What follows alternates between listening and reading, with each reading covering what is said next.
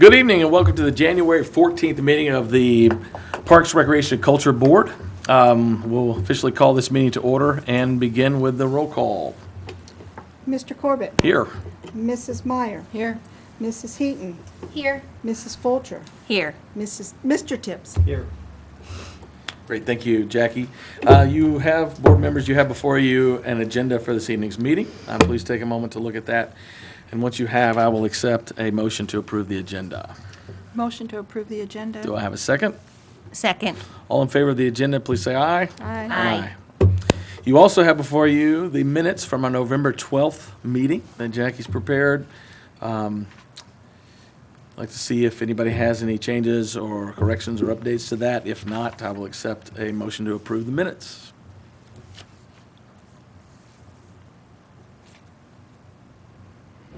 I make a motion to approve the minutes. Thank you. Do I have a second? I'll second.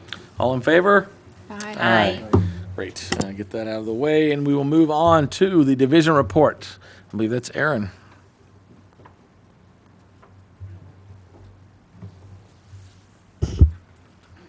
Good evening. You might remember way back in November that we reported on accomplishments for 2019. So now we're kicking off January 2020 with goals for 2020. Oh boy.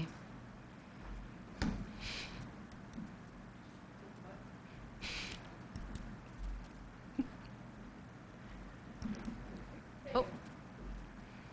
All right, this will be fun tonight. We always start out with a benefit of Parks and Recreation.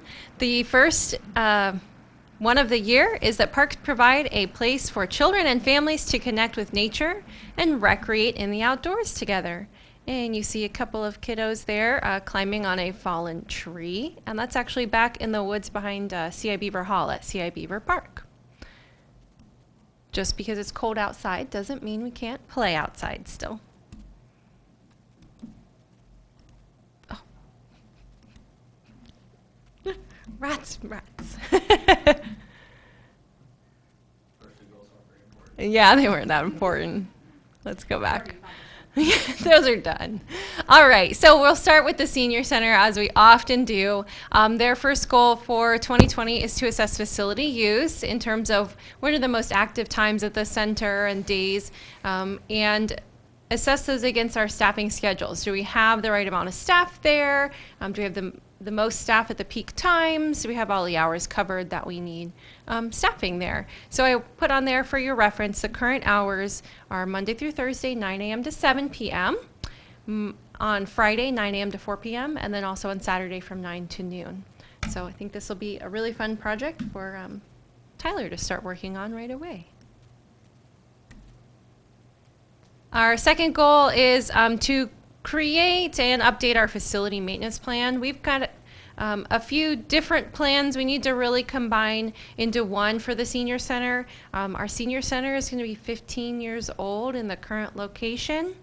So a lot of things are going to be 15 years old and they're aging kind of at the same rate. One of those big ones that we've already started looking at and budgeted money to begin replacing and repairing our HVAC units. Those are kind of big ticket items. But also we have commercial equipment, kitchen equipment, fitness room equipment. Some of those things have been replaced in our time at the building and some have not yet. So something to keep looking at so we can best plan for the future, budget-wise as well as facility maintenance-wise. Start getting some of those preventative maintenance plans in place. So. The third goal is to create a volunteer manual. We've got over 150 active volunteers at the Senior Center in a variety of areas, all sorts of different roles. So we'll be working on creating position descriptions for the wide variety of roles available, as well as standard operating procedures and expectations for all the volunteers in the different roles around the center. We're also working on transportation manuals, lots of manuals this year. We've got a fleet of 5 vehicles with a new one coming this year at some point. 4 are on the road daily, and another one is a backup / it'll be retired out when we get that new one. but all of them are different. None of them are the same exact make and model, so they all have little different things about them. Some are accessible for wheelchairs, some are not. Maybe connecting a wheelchair safely, buckling a person up who's in a chair, and that kind of thing are all different depending on which van you're in. And so we want to make sure that any volunteer that we put, since all of our volunteer drivers and escorts, they're all volunteers, know what to expect if they get in a van that maybe they're not used to driving one day. And then we've also got a fifth goal to work with our new custodial staff. We don't have new custodial staff yet, but we do have a couple of positions posted for building attendants. And when we get those people hired, they will take over the custodial and janitorial needs at the center, as well as event preparation, setting up the great room with needs 10 tables and 8 chairs around each of those, that kind of thing, all around the facility, as well as Lofino Plaza and the many different user groups and how they need the rooms and facilities set up. So we want to be able to work with those people who will also be responsible for cleaning and event preparation in our parks as well. So work with those on their schedules and the facility needs around the center.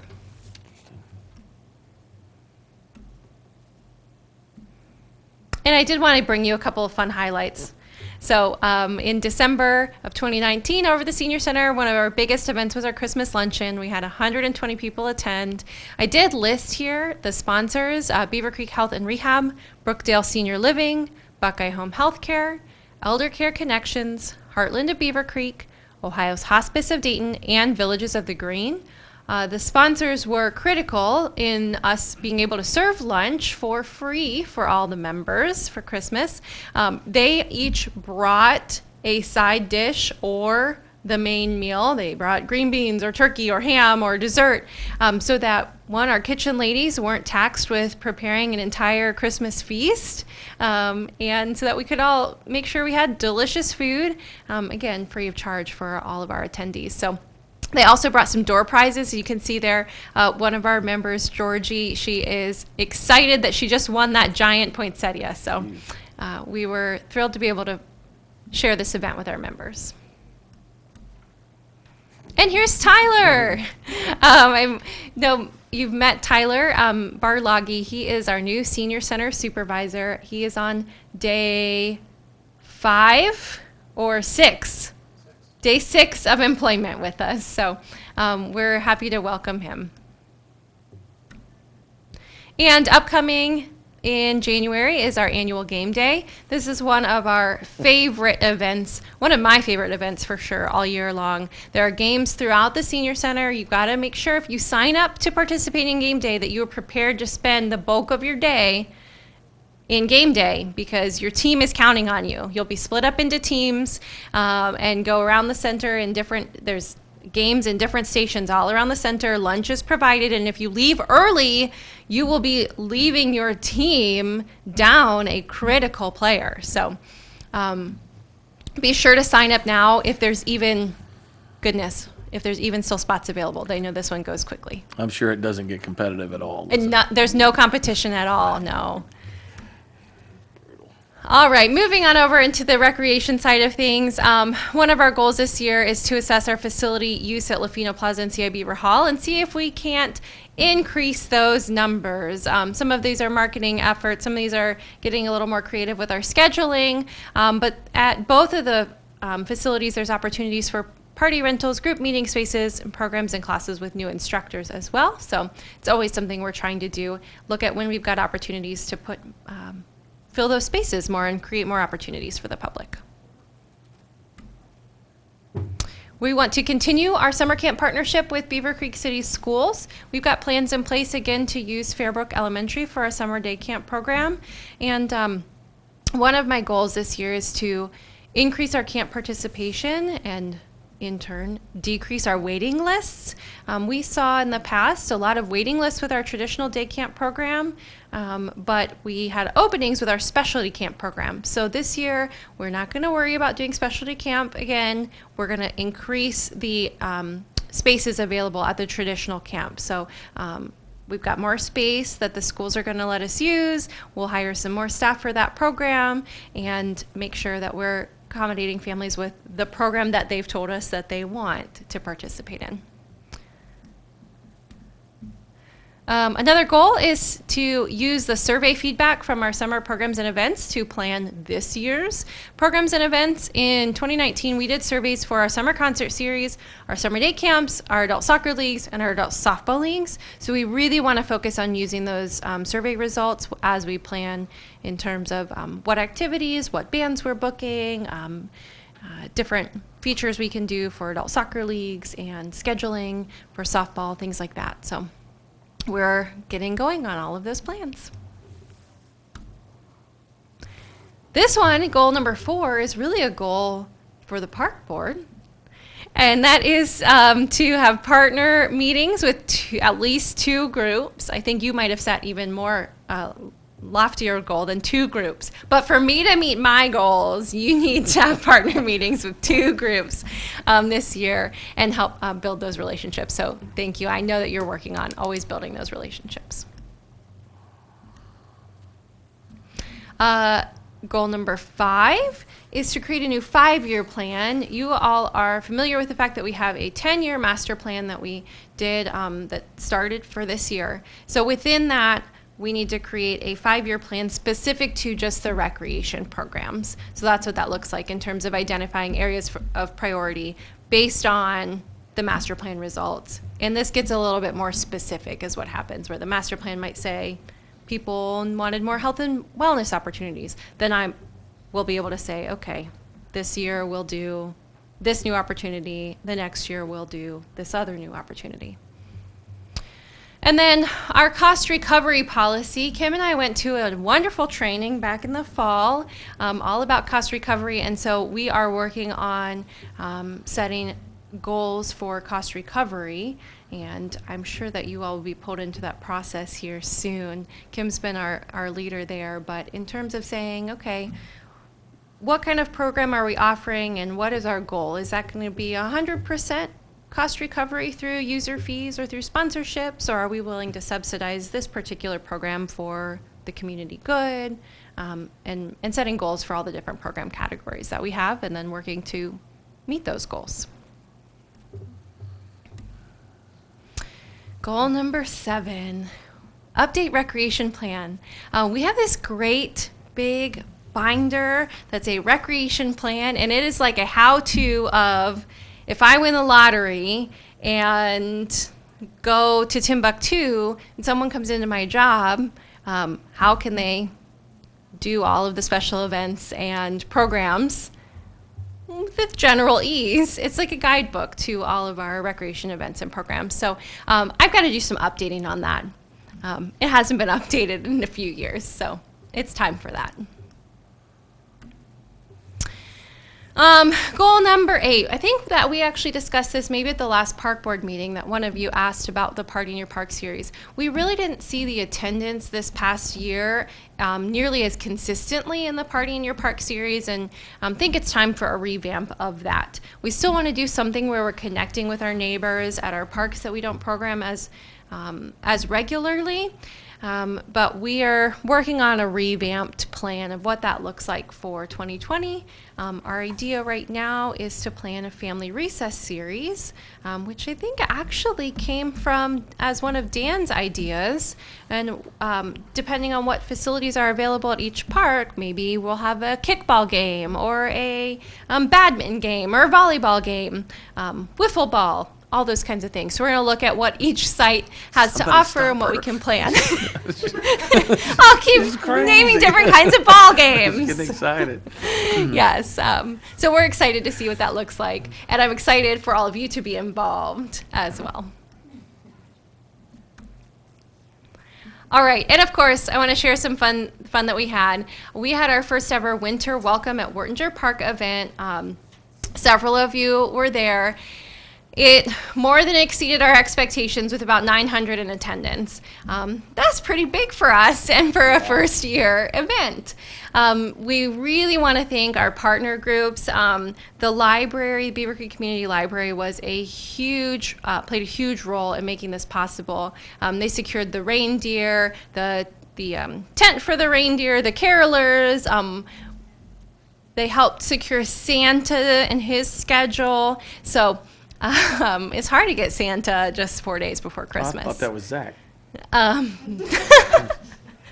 So we definitely want to thank the Beaver Creek Community Library, as well as the Kiwanis Club of Beaver Creek. The Kiwanis Club ran our cookies and cocoa station. There was hot cocoa available for all, as well as the candy canes. Santa had asked for some help securing some candy canes from the Kiwanis, and they were able to come through with that as well. The Kiwanis Club provided 3 times as many cookies as they thought they were going to need to provide. Several runs to the store during the event. Yeah, and the Beaver Creek Historical Society was also a major player in this. As you know, they program really a lot of the activities that happen at the park. And so the fact that we were able to open up the cabins and use those really, I think, created the ambiance that we wanted at the park. And they did some crafts and had one of the cabins open and a fireplace and fire going and things like that. So it was just a lot of fun. Yeah, we had a lot of fun. It was a beautiful day as well. So we are already planning for next year. So we're excited to see what that has in store, and happy to hear any ideas of activities that you'd like to see or things that we need to change for next year. So.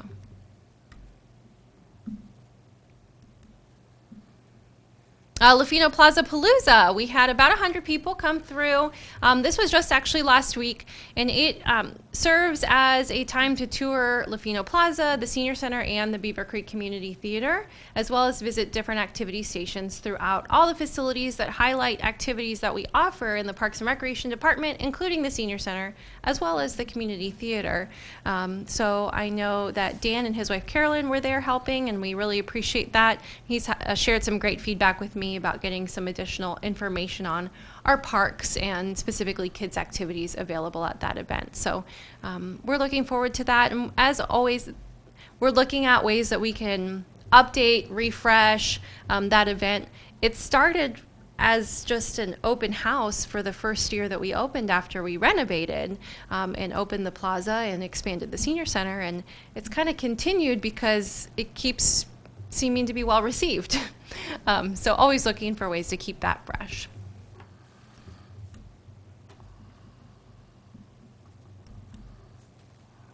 And we do have things going on. People all the time say, well, what do you do in the winter? You work in Parks and Recreation. Do you have a job in the winter? Yes, of course we do.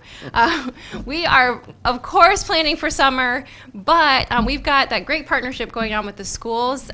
So for the last several years, Shaw Elementary has been the site of our Jumpstart Hoop Stars basketball program.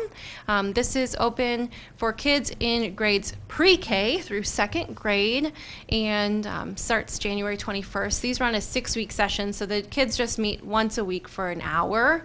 Highly instructional basketball program where they also do, drills and small games. So if you know somebody who wants to get somebody registered for Hoop Stars, definitely send this info their way. And then, of course, we're hiring. I already mentioned our year-round part-time building attendant positions. We've got 2 of those that would be working with Parks and Recreation, as well as another one is open within the city to work with the police department. So if you know somebody interested in part-time employment, certainly send them the building attendant information or send them our way so we can talk to them more about that opportunity. And then we've also got seasonal employment. Of course, it seems early, but I promise it's not too early to get started thinking about what you're going to be doing this summer.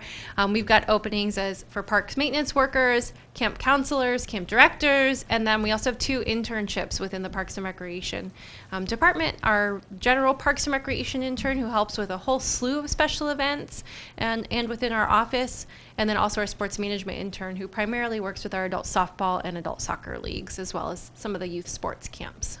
So always looking for people. I know Eric has sent several good interns our way from Wright State. Thank you. Right, I'm going to toss it over to Zach.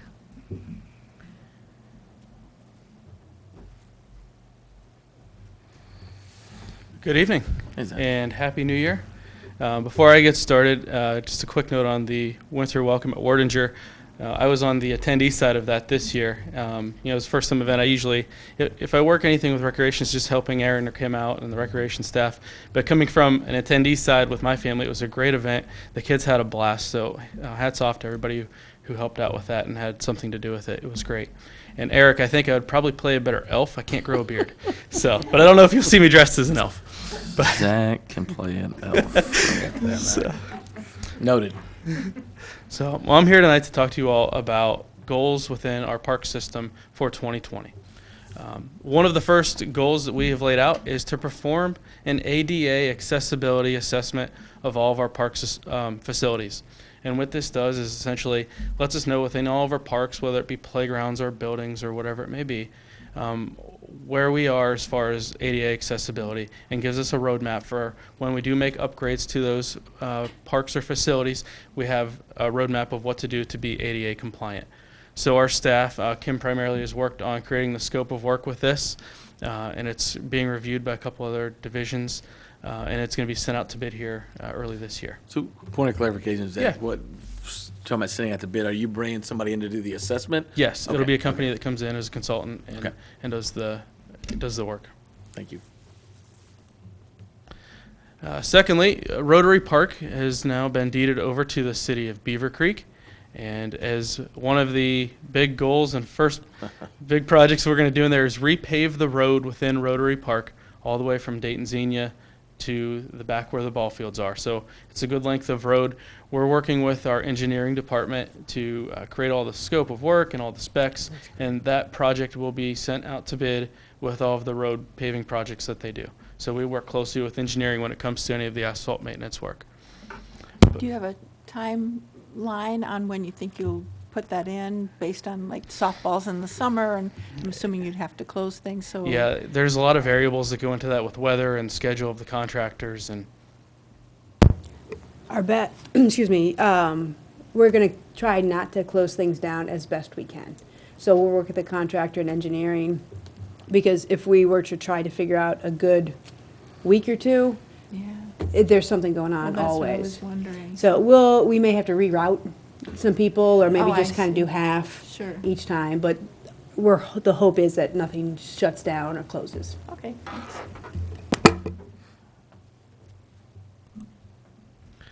The third goal for the year is to replace the fishing dock at Dominick Lofino Park. This was something that we tried to accomplish last year. We sent this project out to bid, and it came in a little bit more expensive than we anticipated, and we couldn't come up with the funds to get this project done last year. So it's something based on the numbers we received last year, we were able to budget for this year, and we just received all of the quotes in last Friday, and the project came in $10,000 under what we expected it. So that project, look for it to start sometime in spring. The existing dock will be removed, and as you can see, it's kind of light on the screen here, but that is a CAD rendering of what the new floating dock will look like. It'll just be slightly further down the pond, closer to the Dayton Raiders Swim Club, and it will be a floating dock with a gangway, and it will be open year-round, and there's zero maintenance to it. And one unique feature is that this is going to be ADA accessible. So the railings there, you'll see there's 2 tiers on the railings. So that if somebody were in a wheelchair or a junior that was shorter, they have a shorter railing to be able to fish over. So we're really excited to get this project completed. The fourth goal is in coordination with the Tree Advisory Board and a Girl Scout looking to do her Gold Award project, and that is to create walking trails at Fox Run Park, complete with tree identification signage. Nice. And our staff is currently out there this week with the Bobcat and a mulcher, and they're going through removing honeysuckle and widening some of the paths that are currently there. There's a small section where they're creating a new path, but it'll essentially be a half-mile loop, and it'll be complete with tree identification and signage. And it's a great project that we're working with a couple different groups on. Goal number 5 was to plant at least 1 acre of wildflower pollinator area within the park system. And we have identified CI Beaver and Fox Run Park as the first 2 areas where we would like to plant some of these pollinator areas. The best time to see these mixes are in the spring. And this photo here is taken from the golf course. When I worked there a few years back, we identified about an acre there and experimented with several different types of wildflower mixes and then different areas, different levels of sun and shade and irrigation, no irrigation. So we have a little bit of an idea of what we want to do within our parks, but we think it's a great start to identify a few areas and start planting some wildflowers. To go along with that, we want to build and install 20 bluebird houses within various parks. Again, this was something that we did at the golf course. It was very successful, and when we were there, we became a certified Audubon cooperative sanctuary. And some of the practices that we did there, we're trying to bring over within our Parks Department. It's just naturally fitting. And when I was at the golf course, I had a partnership with a lady from the Ohio Bluebird Society. She came out weekly and monitored the boxes and helped clean out the boxes, and at times would bring in students or other people interested in and educate them on birding. And we think this is an opportunity for us to take advantage of that within the park system. And it's also building and installing these bluebird houses might be a great volunteer project. So if there are any Eagle Scouts or Girl Scouts looking for a project, or other service groups, this would be a great project for you all. Goal number 7 is to plant 40 trees within various parks. All of these tree plantings will be done in the late fall, just as we have for the last several years. And we've identified CI Beaver, Wartinger, Spicer Heights, Gershbacher, and Grangeview Acres as the parks to receive trees this year. As the year goes on, it could change. There may be some other parks that we add some trees to as well. And 40 is a good number if we have additional funding, or depending on what the budget looks like through the year. If we can, put more trees in, that's great. I think this year we were around 70 trees that we installed within parks.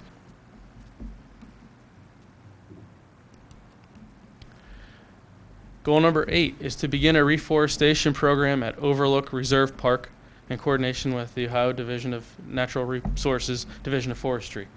So when the tornado came through back last May, Overlook Reserve, which sits there just north of Spicer Heights Park and south of Park Overlook Drive, there were a lot of trees that were toppled over, uprooted. There's a lot of extensive damage within that park. And in talking with the Division of Forestry, they're recommending us to come through and start planting an understory of trees that will grow up and in time help outcompete some of the honeysuckle and other invasive species. So we understand that honeysuckle will be an issue for the short term, but if we can get some diverse population of trees within there over time, that will help crowd out some of the invasive species. Goal number 9 is to create a plan for replacement structure for the Tobias-Zimmer barn at Wartinger Park. And this is something that we have a city council work session coming up here within the next few weeks to discuss the future plans for this replacement structure, whether that's a replacement barn or a shelter or some other combination of that. That will all be discussed, and a plan will be created for the replacement of that. And it would be great if we can start moving on the replacement of that this year. Goal number 10 is to develop and implement a Parks Maintenance Playbook to assist staff in training and setting maintenance standards in each park. So one of the things that we have found is as we hire new staff members in, a lot of times there's a lot of training that goes involved of where the park boundaries are, if there are certain maintenance needs within certain parks, and we think that this will help assist some of those new hires, whether it's a seasonal, part-timer, or full-timer, just set some of those maintenance standards for maintenance within each of the parks, and this will be very beneficial with any new staff member starting. And finally, our last goal for the year is to begin the process for Parks Accreditation. Last fall, Kim and I attended a education seminar in Columbus on the CAPRA accreditation for parks. Basically what that means, it demonstrates that the agency meets the national standards of best practice. We've had one staff meeting since getting back and trying to organize the process for how we're going to go about becoming accredited, and we feel that during the year of 2020 we will have everything ready for an assessment and on-site visit in 2021 for the accreditation. So there are 172 park agencies within the U.S. that are accredited, 9 in Ohio, and only 2 here locally, which are City of Kettering and Five Rivers Metro Parks. Makes sense. And like Aaron said, I'll just repeat, if for seasonal employment, if anyone is interested in seasonal employment or part-time employment, please visit the city website or give us a call at our office. And I would love to answer any questions if you have any. Thanks. Anyone? No? Aaron and Zach both, we thank you very much for those reports. It's, we took December off as a park board, usually as we annually do, and it's more of a social time, but it's nice to get back into the swing of things and kind of see all the great things that are happening and are about to happen this spring. Let's go on to old business now. Before this meeting, we as a board met to talk a little bit about our annual April volunteer recognition, so we're moving forward with that. And then Erin had mentioned in her goals, I believe it was division goal number 4, I think was the one about partnerships. Right, so we've talked a little bit more about that and about the need to network and communicate a little bit better with our recreational partners here in the city of Beavercreek, and are interested in coming up with some opportunities to do that in ways that will benefit all those organizations. Any other old business that anybody wants to share or can think of that I've forgotten? And we also usually take this time to talk about volunteer opportunities that are upcoming for both the board and community. Anything you have to share? Usually that's you, Aaron. I don't think so. Okay. Candy already knows about volunteer opportunities that she has as one of our archery instructors. Okay. But otherwise, we're a little quiet on like special event opportunities until April. Okay. So, thank you very much. Then moving on to new business. I have nothing, although we could take an opportunity to formally, as a board, welcome Tyler. We all get the opportunity to meet him, and thank you for introducing him to our viewers, Aaron. But we're excited to have you here. I think your predecessor was popular amongst the seniors, and for me, I actually worked with him back at Wright State years ago. It was sad to see him go, but I think everybody's excited about the new opportunity for you, working with the seniors and the staff there. So we're glad you're here. And then unscheduled visitors, seeing none. Action items. We have identified some as we move forward with the 2 projects I mentioned during old business. So we will meet at 6:15 for an executive session next month to discuss those items. Any other action items? Anyone can think of? Yes, ma'am. Do you want to, say no, in November we met, we've been trying to swirl together the Park Foundation. Do you want to Yes. give a brief update? Yes. On what's going on there? It's hard sometimes to keep momentum going. That's been a challenge from the beginning, I think, in that area. But we had 2 meetings, actually, in November, and there was one not long before that. I know Kim and I talked quite a bit back in November and really felt like we're starting to get that. We've got, how many people are we at now? About 8? About 8 or 9. It's a nice cross-section, I think, of our community. It's the folks that are involved in a lot of different things. Very enthusiastic, which it was kind of hard. It was hard to get there, right? And some of it was because we weren't sure what we were trying to get people to be a part of, right? And as we've done a better job of defining that, I think folks have jumped on board. Kim and I met in November specifically to talk about structure and kind of laid out a draft of an organizational structure and kind of a plan for that group that we're going to share with them later this month, I believe. So probably for the first time in a couple years, I think we've got momentum going in the right direction. Still some questions down the road about existing funds and access to that and kind of how to bridge that gap between the new Beavercreek Community Fund and the old one. But I'm personally excited about the folks that are involved and the level of enthusiasm that they have and the path forward. Anything else you'd like to add? No, I think you pretty much hit the nail on the head. That I think it's going to be a great group that we've pulled together, and yeah, I'm excited to get everything going. At the next meeting, I should be able to share that, a little bit more detail about the actual organization structure with you and kind of a rough plan for the types of funding that we're interested in providing in the future. And some of that is up for community participation, right? But we've kind of got a rough idea of some categories in which we'd like to support both facilities and programs. Yeah.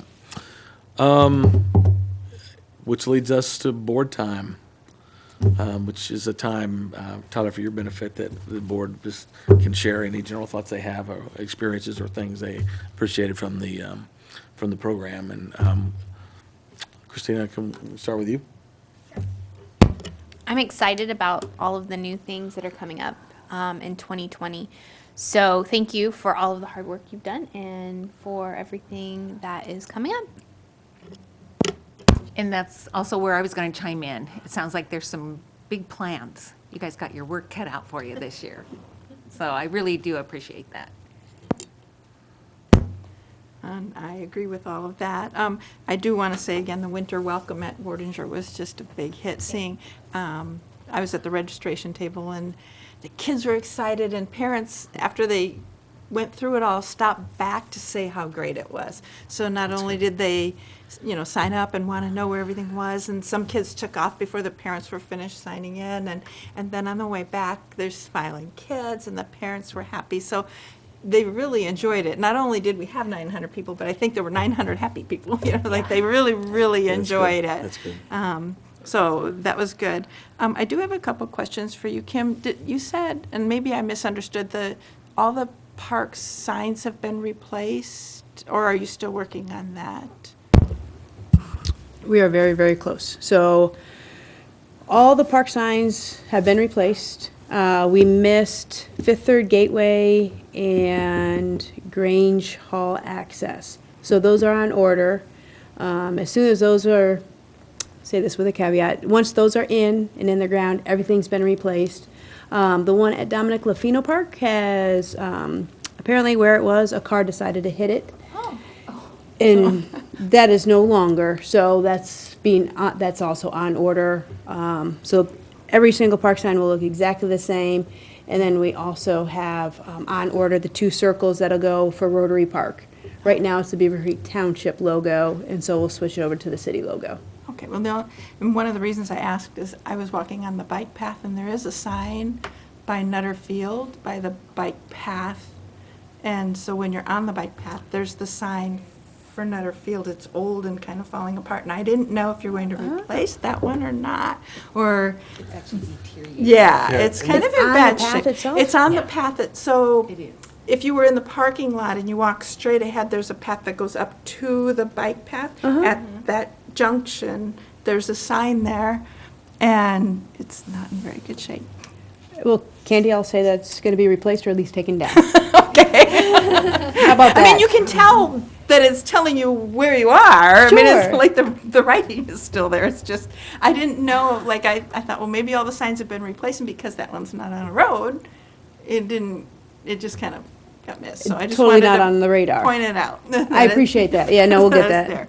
And then this one, I don't know if you even have the answer to it, but was it this past softball season is the first season we had all the thank you for, or the children, or is it Young Lungs, or however it was worded? Yeah, do we have any feedback on, was that a success? Like, were there less people smoking or less problems with smokers? Right. Do we know? We have had those up, I think, for at least a couple of years now. Couple Sure. summers. Go up last summer? Couple summers. Or, Yeah. and it's worked, yeah, as As far you as I know, we haven't heard any feedback one way or the other. So it's just kind of the hope that people are seeing it and Yeah. just cognizant of those around us. Yeah, I was Kinda just hard. wondering if it made a difference or not. It's hard to tell. I think you can only really rely on anecdotal data in Yeah. those situations. There's really no way to assess that. And if we're not out there Right, noticing it, or if you're no. not getting complaints, Yeah. it's fair to make an assumption I just there. thought maybe some, like whoever the umps or whoever's Yeah. there would say, And hey, you're probably right. Softball's Yeah. probably Yeah. the biggest problem area. That's probably true. And quite frankly, never thought to even ask around. yeah, so I don't Either. know, I was just, It's a good kind of question. came to my mind, was like, I wonder if they were effective, so, anyway. No, that's a great question. And then the last part is just kind of an Owens Place update. The hillside slide is going in this spring. Excavation on the hill will start April 1st, and that's weather dependent. So if the weather's good, they have a company out of West Milton that will be coming and doing the excavating. And then the slides themselves, again, weather dependent, will go in like the second or third week of May, with hopefully the whole thing completed by the beginning of June. And again, that's all weather dependent. So if the weather's good, that's the time frame on that. Thank So you. that'll be the extra turf and, you know, all that special turf and the special slides and everything. So that's all I've got. Cool. Thank you, Candy. Dan? Some question for Zach. I like what you're doing to Fox Run, cleaning all that honeysuckle out. The neighbors were, I'm sure, concerned what was going to go in there a couple years ago. I talked to them. Have you gotten any feedback from the neighbors? Are they liking what we're doing? Yeah, so when I've been out there a few times, I've met with a few of the neighbors. That park, there are a lot of people that go back and walk their dogs and go for a walk. But also just in general, when we went back to surveying the residents last year during our Parks Master Plan, it was always the top one or two things that they wanted: more walking trails, more nature trails within our park system. And that park had some sort of an existing system there. It just needed to be cleaned up, widened a little bit more in some areas. And it's going to be clearly marked. So as part of the Girl Scout project, the loop that is going to be in there, that half-mile loop, will be clearly marked with posts and a sign at the trailhead of that walking trail, just because there were a lot of paths that seemed to interconnect and kind of loop back around, and it was a little bit confusing. So it's going to be a lot more clearly defined and a little bit wider, easier to navigate. So overall, it's going to be about a half mile. Yes. Good, thank you. Great, thanks, Dan. And I'll echo some of the words of the other board members. I'm really impressed with the goals all the way across. I think I am confident when I tell people that you guys do a great job of responding to community feedback, both seeking it and responding to it, and that's not easy to do. And sometimes you take that for granted because I know as a programmer you get so into, hey, I want to do this, I want to do that. But I think you all do a great job of seeking and responding to community feedback. I'm anxious to see how some of the projects you have on here move forward. The 5-year master plan, I think, that's always exciting to start to think about that. I would encourage, and I saw several of your goals, Aaron, involve assessment. I'm going to encourage you to continue to lean on that as you prepare for the master plan. But looking forward to be a part of some of those conversations. So thank you for all you do. Once again, welcome, Tyler, and thank you in advance for what you're going to do. With that, if no one has anything else, I'll accept a motion to adjourn. Motion to adjourn. Do I have a second? I'll second. All in favor of adjourning, say aye. Aye. Meeting adjourned.